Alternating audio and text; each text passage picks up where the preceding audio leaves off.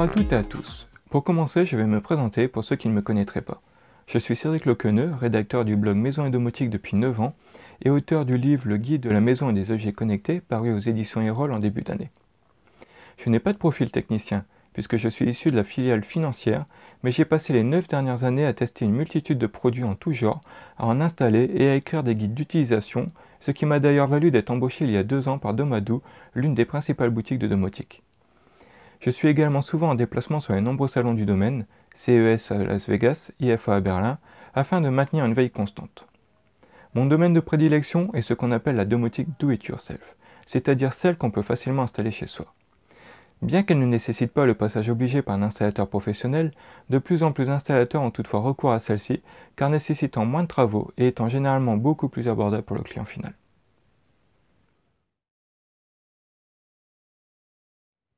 Mais tout d'abord, qu'est-ce que la domotique ? Le mot domotique vient de domus qui signifie domicile et du suffixe tique qui fait référence à la technique. La domotique vise en fait à apporter des solutions techniques pour répondre aux besoins de confort, gestion d'énergie, optimisation de l'éclairage et du chauffage, de sécurité et de communication que l'on peut retrouver dans les maisons, les hôtels, mais aussi les lieux publics. Même si on en entend de plus en plus parler, la domotique ne date pas d'hier puisqu'on en parlait déjà dans les années 70. En 1974, en banlieue de Bruxelles, la maison de Pierre Sarda était déjà équipée à l'époque de bon nombre d'automatismes et de périphériques qui font rêver même encore aujourd'hui. Je vous propose de visionner une petite vidéo de présentation de l'époque, car c'est une superbe démonstration de ce qu'il est possible de faire en domotique. Quand le propriétaire rentre au volant de sa voiture, les portes du garage s'ouvrent aussitôt. Mais si la voiture est sale, les jets sous pression jaillissent instantanément pour un lavage automatique. Un rideau de chaleur aux infrarouges permettra le séchage. Dans le jardin, au moment le plus propice, la tondeuse se met en marche, seule, et assure, seule, la tonte de la pelouse.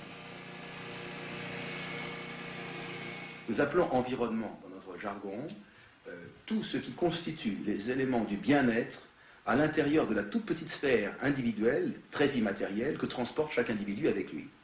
Et les éléments du bien-être, ce sont la lumière du soleil, la lumière électrique, la température, l'humidité, tous les éléments de communication avec le monde extérieur, comme le téléphone, la télévision, les éléments de communication intérieure. Le secret de cette maison, c'est qu'elle a un cœur, cette boîte, un ordinateur pas plus grand qu'une petite valise. Il contrôle toute l'activité du bâtiment. Pierre Sarda appelle ce système la gestion de l'environnement. La gestion, ça consiste tout simplement à connaître cet environnement et à le commander. C'est la définition de tout processus de gestion. Le connaître, eh bien, grâce à un certain nombre de détecteurs, de renifleurs d'environnement, si vous voulez, des thermomètres, des hygromètres, des radars, toutes sortes de systèmes électroniques, nous pouvons, à l'intérieur d'un ordinateur, donc, collecter l'ensemble des informations participant au bien-être des individus et nous pouvons traiter ces informations de telle manière que les individus obtiennent la meilleure qualité de vie possible. Exemple au moment du réveil. À l'heure programmée, des flashs, dont l'intensité et la durée sont minutieusement étudiées, éveillent en douceur. Ensuite, la radio ou une musique viennent t'aider à reprendre pleinement conscience. Quelques instants encore, puis les rideaux et les volets s'ouvrent automatiquement.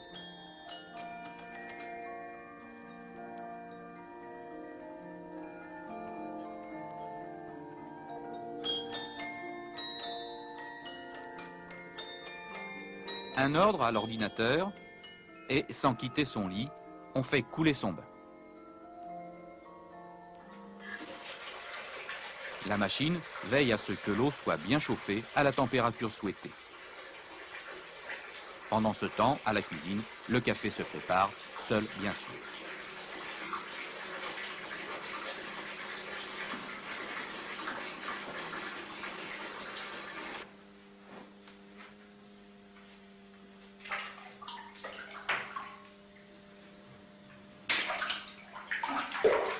Une question cependant. Le réveil électronique, le radio-réveil, le thermostat autorégulé, la cafetière à télécommande, tout cela existe déjà. Alors, où est la nouveauté? La nouveauté est dans l'intégration de tous ces services. Vous avez aujourd'hui des chauffagistes, des éclairagistes, des gens qui font de la sécurité, des gens qui vous offrent des systèmes de musique. Eh bien, ici, on s'occupe de tout. de la tonte du gazon au téléphone, de la régulation de température à la sécurité anti-vol, du réveil matin à la musique d'ambiance, tout est synthétisé complètement et ça permet d'obtenir non seulement des performances tout à fait extraordinaires sur le plan personnel, sur le plan des sens, mais également des performances économiques. Un exemple, eh bien, nous pouvons par exemple pour 400 logements d'ouvriers de type de série, par exemple pour des maisons du style 100 mètres carrés de surface, vendues aux environs de 250 000 francs français ou même 200 000 francs français, on peut arriver à proposer 26 services informatiques, 30 équipements électroniques qui donnent un confort de maison de milliardaires. Vous trouverez des volets roulants, vous trouverez un téléphone, un système de musique intégré, des systèmes anti-vol, anti-incendie, anti-agression, anti-explosion. Vous trouverez des tas de systèmes qui n'existaient nulle part. Son système reposait sur un ordinateur de la taille d'une valise dont le rôle était d'analyser l'environnement et de le commander. Lumière, chauffage, audio-vidéo, sécurité. À l'origine, la domotique avait donc pour but d'automatiser sa maison. Ouverture et fermeture automatique des volets, ouverture du portail électrique, gestion du chauffage, gestion de l'éclairage, etc. Ainsi, avant l'ère des smartphones, il était par exemple possible d'activer son chauffage à distance en passant un coup de téléphone à sa maison ou encore en lui envoyant un SMS. C'était tout à fait réalisable. Seulement, une telle installation était relativement compliquée à mettre en place et, il faut bien l'avouer, très coûteuse. Cette époque a malheureusement laissé des traces puisque pour beaucoup encore aujourd'hui, domotique rime avec cher et compliqué. Pourtant, ce domaine a énormément évolué et il existe de nombreuses solutions simples à mettre en place et tout à fait abordables pour le grand public.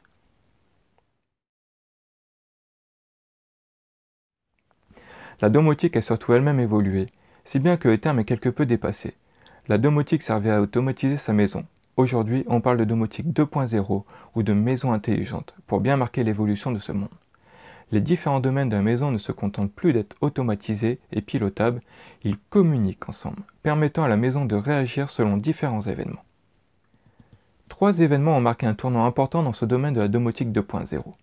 Tout d'abord, l'arrivée des box domotiques. De petites box, semblables aux routeurs ADSL que la plupart des gens ont aujourd'hui, mais cette fois destinées à piloter la maison. Fini les ordinateurs encombrants, énergivores et nécessitant une maintenance. Les box domotiques sont souvent minuscules, consomment 1 ou 2 watts, et surtout ne demande aucune maintenance. Le second événement est la démocratisation des smartphones et tablettes. L'interface tactile et intuitive a permis de grandement faciliter l'usage des solutions domotiques, un enfant de 5 ans sachant sans peine utiliser une tablette sans aucune explication. Certaines solutions s'installent même aujourd'hui directement depuis une application mobile, ne nécessitant ainsi plus le passage obligatoire par un ordinateur. Le fait de ne pas être à l'aise avec l'informatique n'est donc plus une barrière.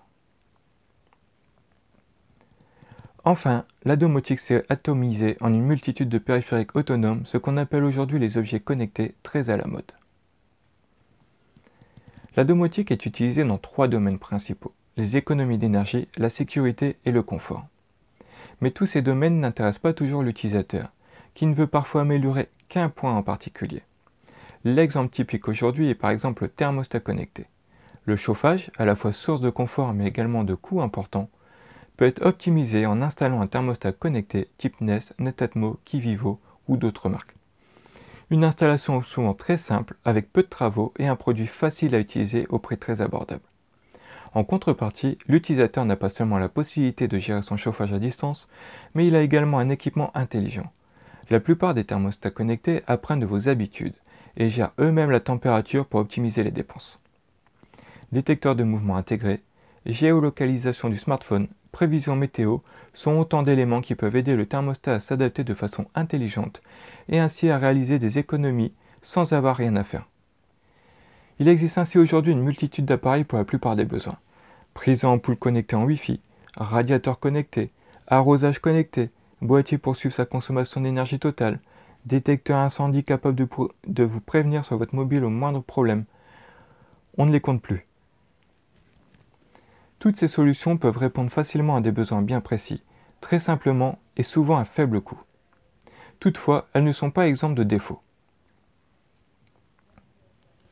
2 points en particulier sont à relever.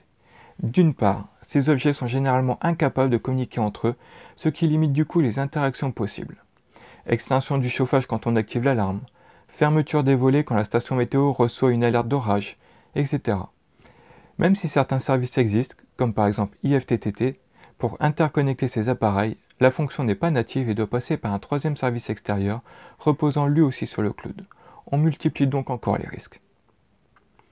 D'autre part, la plupart des objets connectés reposent aujourd'hui sur ce qu'on appelle le cloud, c'est-à-dire qu'ils reposent sur les serveurs du fabricant. Cela facilite certes la mise en place chez l'utilisateur, ainsi que la maintenance des périphériques par le fabricant, comme par exemple les mises à jour, mais en cas de coupure de ligne Internet ou de disparition de la société, beaucoup de ces objets deviennent malheureusement inopérants. Ces deux aspects sont d'ailleurs à prendre en compte également si on choisit une solution domotique plus complète. Toujours par souci de faciliter la vie des utilisateurs, mais également réduire le prix, puisque toute l'intelligence est déportée sur les serveurs de la société, beaucoup de solutions domotiques reposent également sur le cloud. Heureusement, même en cas de coupure Internet, les scénarios continuent d'être fonctionnels. Mais souvent, la configuration devient impossible. En cas de coupure Internet, il suffit de patienter. Mais si la société décide d'arrêter la solution ou met la clé sous la porte, la solution devient inutile. Ces cas ne sont malheureusement pas isolés, puisqu'en moins d'un an, nous avons eu l'annonce de l'arrêt de la solution Plausit de Toshiba, l'arrêt de la solution Revolve rachetée par Google, et la ZBase a été sauvée de justesse en trouvant un repreneur alors que la société était en liquidation judiciaire. Nous avons donc bien un risque réel à ce niveau. Le second point concerne l'interopérabilité. Certaines solutions utilisent un protocole de communication propriétaire, c'est-à-dire un langage compréhensible uniquement par les autres périphériques du même fabricant. Non seulement cela limite le choix au seul produit présenté par le fabricant, mais là encore, en cas de cessation du fabricant, il devient impossible de retrouver de nouveaux périphériques. C'est le choix fait par de grandes sociétés, comme Somfy ou Deltador par exemple, mais aussi de plus petites sociétés dont la santé financière peut être nettement plus faible et donc facteur de risque. Vous l'aurez compris, le pire mariage qu'on puisse choisir est d'utiliser une solution reposant sur le cloud et utilisant un protocole de communication propriétaire. Car en cas de fermeture de la société, vous pouvez prendre tout le matériel et le mettre directement à la poubelle. Heureusement, il existe également des solutions autonomes, donc sans besoin du cloud. On pourra citer notamment Livedomus, Fibaro, Vera, JDOM ou encore Devolo par exemple. Internet n'est souvent utilisé que pour la connexion à distance ou pour envoyer des notifications sur des événements. Mais ces box peuvent tout à fait s'en passer.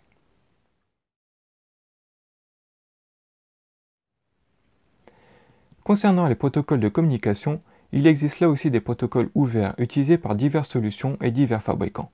Dans notre domaine de domotique do-it-yourself, je pense notamment aux Z-Wave, aux Zigbee ou encore au N-Ocean, qui fonctionnent tous par fréquence radio, facilitant ainsi la mise en place chez n'importe qui sans aucun travaux. Le Z-Wave et le Zigbee sont assez semblables sur leur fonctionnement. Ils créent ce qu'on appelle un réseau mesh ou réseau maillé. Chaque périphérique devient un maillon d'un réseau à travers la maison. Si un ordre doit être transmis à un périphérique un peu éloigné, tous les périphériques se trouvant sur sa route vont se charger de relayer l'ordre jusqu'au destinataire. Ainsi, même si la portée entre deux périphériques est limitée à une trentaine de mètres, la portée entre le contrôleur et un périphérique peut être bien plus importante. L'autre caractéristique de ces deux protocoles est qu'ils assurent le retour d'état, c'est-à-dire que quand le périphérique a reçu son ordre, il renvoie une information au contrôleur pour lui confirmer que l'ordre a bien été exécuté. Avec ces deux caractéristiques, bien qu'on utilise des ordres radio, ces deux protocoles sont très fiables. Bien que nés tous deux à peu près à la même époque, il y a une dizaine d'années, le Zigbee commence tout juste à émerger en Europe, alors que le Z-Wave a une place bien assise depuis de nombreuses années déjà et dispose d'un catalogue de plus de 1500 périphériques, tous fabricants confondus. Nous avons en effet de nombreux fabricants de périphériques, Nodon, Fibaro, Suede, Everspring, mais également de box domotiques, Fibaro, Vera, Idomus, JDOM. Certaines solutions plus connues du grand public ont ainsi choisi le Z-Wave. C'est le cas de Home Life de Orange ou encore de Somfy qui est venu ajouter ce protocole en plus de son protocole propriétaire. Le N-Ocean, lui, a un avantage non négligeable. Il fonctionne sans fil et sans pile. Divers procédés, cellules photovoltaïques, effets Peltier, etc., permettent au périphérique d'être autonome, ne nécessitant aucune maintenance. Le choix d'une solution domotique devra donc se faire en vérifiant bien ces deux points, indépendance du cloud et utilisation d'un protocole ouvert. Ce dernier point est souvent ce qui effraie le néophyte, car il n'existe malheureusement pas encore aujourd'hui de protocole universel, et il se passera sans doute encore de nombreuses années avant d'en voir sortir un du lot. De nombreux organismes y travaillent, comme la All Join Alliance par exemple, mais encore faut-il que les fabricants jouent au jeu, ce qui est rarement le cas. Heureusement, la tendance est aux solutions multiprotocoles, c'est-à-dire des solutions sachant parler différents langages. LazyBase était la première box de ce type, mais on peut citer aujourd'hui IDOMUS, JDOM, LageDomus ou encore la solution SmartThings de Samsung qui doit arriver sous peu dans l'Hexagone et qui, du moins sur le papier, devrait considérablement faciliter le choix de l'utilisateur.